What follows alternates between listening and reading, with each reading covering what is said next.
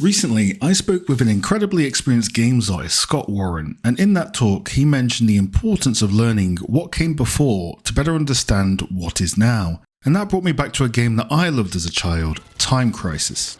Looking to what came before can help us generate creative ideas, fixes, and problem solving regarding common issues experienced in today's game development world. One section of Time Crisis that resonates with me the most is the part where you, the player, has to shoot down a helicopter and avoid an oncoming car. Now remember, Time Crisis came out in 1995, but notice how this car has a fake plane underneath to sell the idea of occluded light even whilst it's moving? Yeah, that's pretty insane and super inspiring. In fact, there's a lot of cool game art tricks in this game because ultimately, technical limitations generate creative mitigations, and that is something I have come to realize in recent years as a super important skill to study. The technique regarding the car shadow inspired me in the approach to my cozy evening project, specifically the underside of the bed. See, this area wouldn't occlude into shadow no matter what I tried, so it looked a little odd to me and it took away from the focus I was intending for.